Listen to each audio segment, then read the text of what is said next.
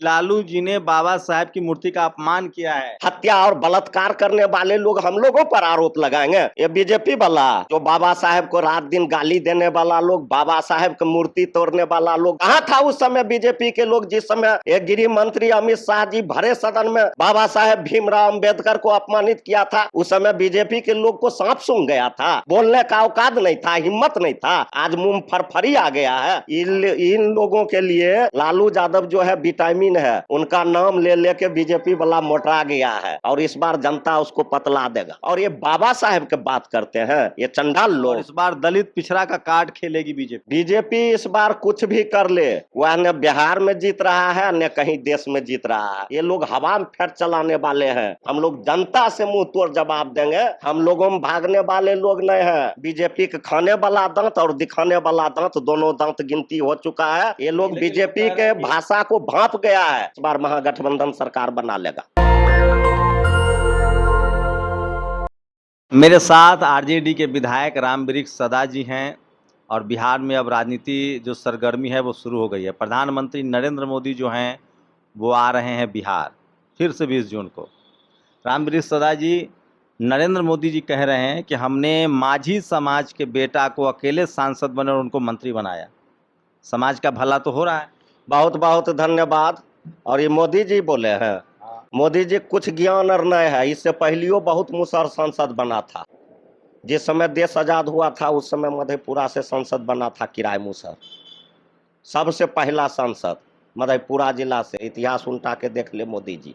और ये सांसद बना दिए हैं। और सांसद बना दिए हैं तो थोड़ा मोदी जी ये भी बता दे कि ये वो मुसहर था तो उसको सांसद बना दिया, सांसद से मंत्री बना दिया, तो मुसहर के लिए स्पेशल कौन कौन स्कीम लाया है ये भी थोड़ा बता देता, थोड़ा बहुत अच्छा रहता। ये हवा में फेंक चलाने से नहीं होगा। क्या क्या स्कीम चाहते हैं आप? सबसे पहला स्कीम मुसहर के है शिक्षा। जब तक वह शिक्षा से नहीं जुड़ेगा तब तक उसका विकास नहीं होगा। और शिक्षा से जोड़ने के लिए मुसहर को स्पेशल उनके लिए स्कूल खोलना पड़ेगा, उनके लिए अच्छा शिक्षक को बहाली करना पड़ेगा। और सारे भेदभाव से उठकर इनको समाज में मुख्य धारा से जोड़ने के लिए इनको शिक्षित करना पड़ेगा। तो ये तो कोई पार्टी करते हुए नहीं दिख रही है। तो कोई पार्टी नहीं करते हुए दिख रही तो मोदी जी जैसा कोई पार्टी गाल भी तो नहीं बजा रहा है हम यह कर दिए ब्याह कर दिए। न जो नहीं किया है वह नहीं बोल रहा है, यह नहीं करके भी बोल रहा है, यह तो हवा में फेंक चला रहा है। बीजेपी आरोप लगा रही है आपके राष्ट्रीय अध्यक्ष पर कि लालू जी ने बाबा साहेब की मूर्ति का अपमान किया है।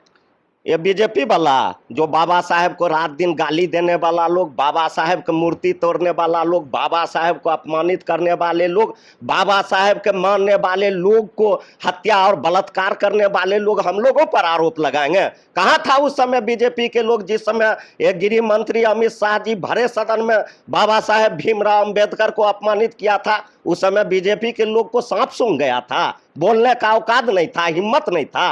आज मुंह फरफरी आ गया है और उस फोटो को एडिट करके दिखाया गया। आप देख लीजिए, कोई आदमी हमारे नेता आदरणीय बाबू लालू प्रसाद यादव जी को स्वप्रेम मूर्ति बाबा साहेब का भेंट किया था और उन्होंने स्वसम्मान उनको कुर्सी पर रखने का काम किया। नोकी नीचा में है, अब बैठे हुए हैं, पैर इधर भी हो सकता है उधर भी हो सकता है। तो इसका मतलब यह नहीं है कि किसी को अपमानित किया। ये बीजेपी वाला खुद रात दिन पानी पी पी के बाबा साहेब को गाली देने वाले लोग, उनके मूर्ति तोड़ने वाले लोग, और ये बाबा साहेब के बात करते हैं ये चंडाल लोग।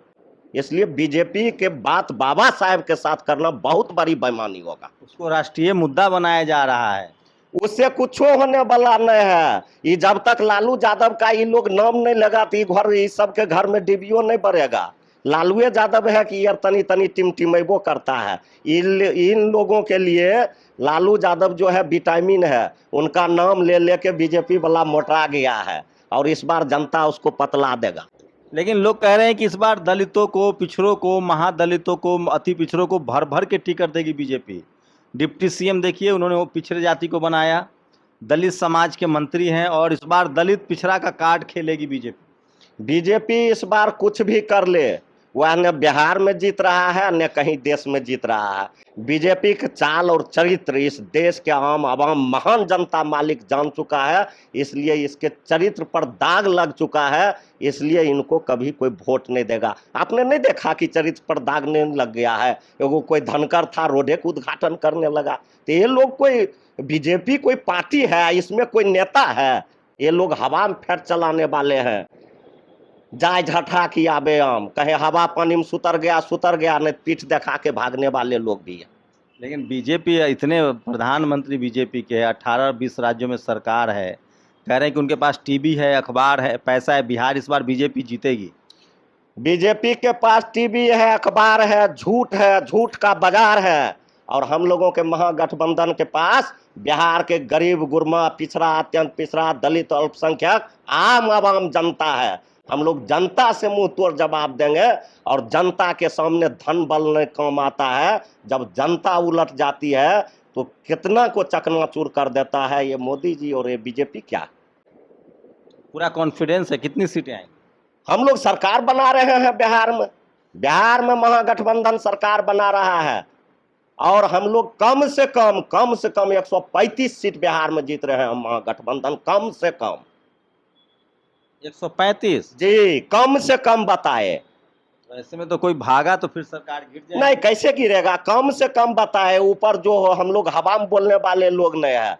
जैसे बीजेपी बोलता था इस बार 400 पारा, इस बार बीजेपी गया हार, कैसे कैसे सरकार बनाया, वह हम लोग बोलने वाले लोग हैं। हम लोगों में भागने वाले लोग नहीं है। एक रामवृक्ष सदा है तो वह मजबूत है, एक कोई भी पिछड़ा, अत्यंत पिछड़ा है तो मजबूत है। हम लोग समाजवादी के उपज है और कभी समाजवादी को झंडा को झुकने के लिए नहीं देंगे। नीतीश जी जब तक हैं तब तक बीजेपी नीतीश की सरकार रहेगी, क्योंकि पिछड़ा अति पिछड़ा दलित महादलित नीतीश जी का फेवरेट है।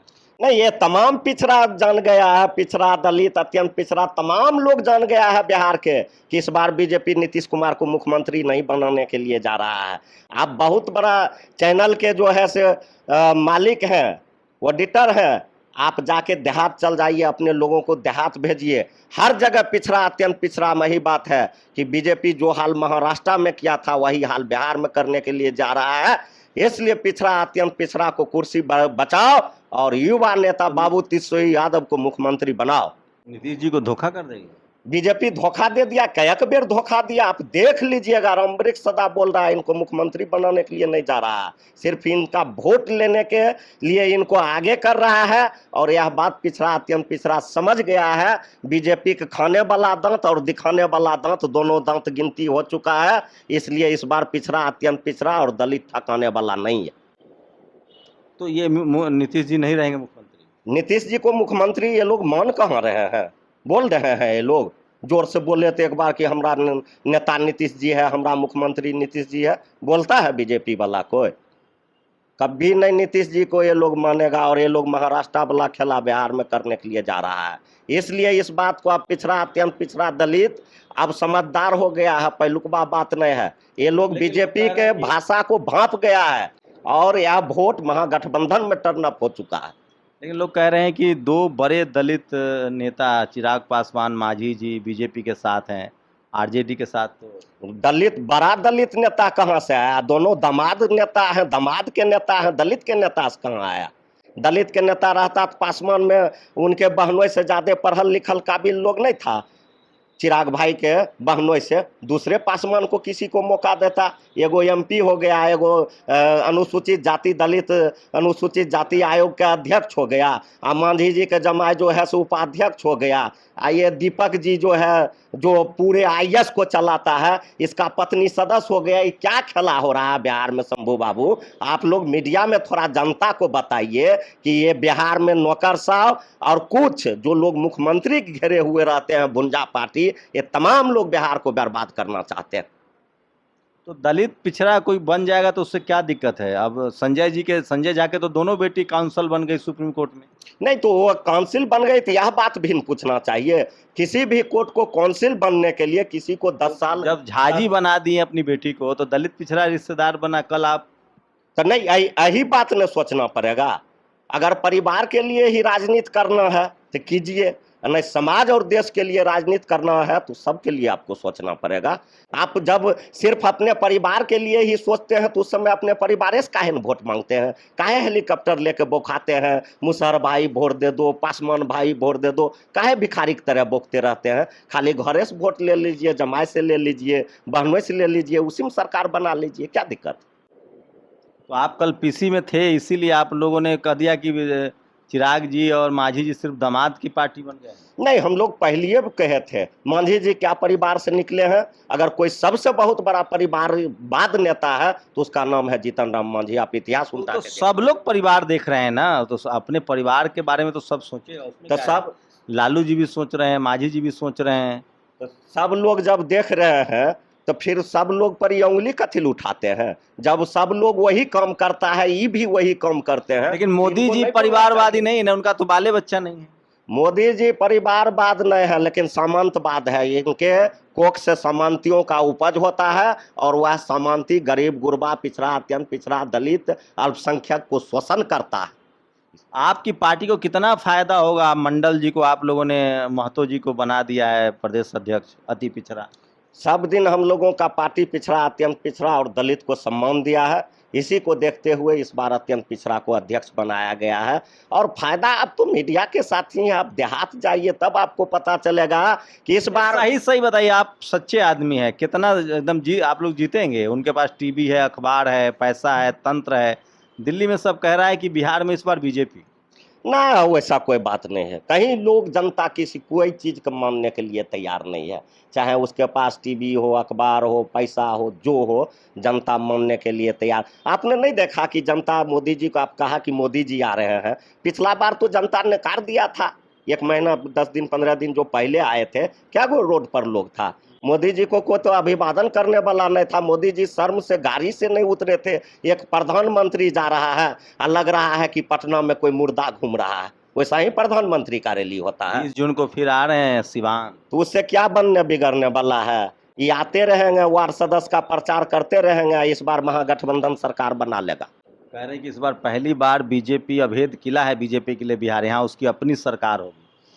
यह बात तो नीतीश कुमार पिछड़ा, अत्यंत पिछड़ा के लोग ने सोचे। जो बात हम बोले हैं वही बात बीजेपी के लोग बोलता है कि नीतीश कुमार को ये लोग मुख्यमंत्री नहीं मान रहा है, इसलिए हम लोगों की सरकार होगा। तो देखिए, ये दिक्कत है। आरजेडी में ऐसे तमाम पिछड़े समाज के, दलित समाज के कद्दावर नेता हैं। रामवृक्ष सदा को आपने सुना, राजनीति की महीन समझ है इनको। सड़कों से निकले हैं, दलित समाज से हैं। दलित समाज में भी जो हाशिए पर लोग हैं, मुसहर समाज से हैं। सड़कों को इन्होंने नापा है, खाक छाना है, तब जाकर अभी विधायक हैं। आरजेडी के पास नेताओं की कमी नहीं, ज़रूरत है कि वो उनको टीवी अखबार में आने दे। शानदार धारा प्रवाह बोलते हैं, राजनीति की बहुत महीन समझ है। मैं इसीलिए कह रहा हूँ कि बिहार में राजनीति अलग तरीके की है। 2014 में नरेंद्र मोदी बहुमत की सरकार बना पाए, लेकिन 2015 में बिहार हार गए। 2019 में नरेंद्र मोदी ने 300 का आंकड़ा पार किया, लेकिन 2020 में बीजेपी बिहार में चुनाव नहीं जीत पाई। मिलीजुली सरकार बनी नीतीश कुमार के साथ। 12 साल से बीजेपी केंद्र में सरकार चला रही है, ये 12वां साल शुरू हो रहा है, लेकिन बिहार में उसकी अपनी सरकार नहीं बन पा रही है। वो नीतीश कुमार के रूप में विधायक ज़्यादा है, लेकिन छोटे भाई की भूमिका में है। क्या लगता है इस बार तो 400 से 240 पर सिमट गई बीजेपी अपने सबसे कमज़ोर वक्त में है। क्या बिहार जीत पाएगी, या रामवृक्ष सदा जी की बात सच होगी कि 135 का आंकड़ा गठबंधन पार करेगा? क्योंकि ये लोग ज़मीन से जुड़े नेता हैं, दिन भर गांव समाज में रहते हैं, इसलिए इनकी बातों पर भरोसा होता है। मैं वैसे टीवी, अखबार और एसी में बैठने वालों पर भरोसा नहीं करता हूं। इसलिए इस बार मेरी कोशिश है कि वो तमाम लोग जो शोषित वंचित समाज से हैं, जो संघर्ष करके राजनीति में एक मुकाम पर आए हैं, उनसे आपको रूबरू कराऊंगा। और उसी कड़ी में आज रामवृक्ष सदा जी हैं। ये लोकतंत्र की खासियत है, ताकत है, बाबा साहब के वोट का अधिकार है। जिनको स्कूल कॉलेज नहीं जाने दिया गया, जिनके पास खाने के लिए सिर्फ चूहा था, मजदूरी करनी थी, वो आज राजनीति के शिखर पर जा रहे हैं। यही है वोट की ताकत, यही संविधान की ताकत, यही है लोकतंत्र की खासियत। आप लोग अपनी राय जरूर दीजिए। शंभू कुमार सिंह, नेशनल दस्तक, पटना। नेशनल दस्तक की आपसे गुजारिश है कि अगर इसको बचाना चाहते हैं तो नेशनल दस्तक को सब्सक्राइब करने के लिए रेड कलर के सब्सक्राइब बटन को दबाएं, फिर बेल आइकन की घंटी दबाएं। नेशनल दस्तक को बचाने के लिए बहुत जरूरी है कि हर खबर को शेयर करें, लाइक करें, कमेंट जरूर करें।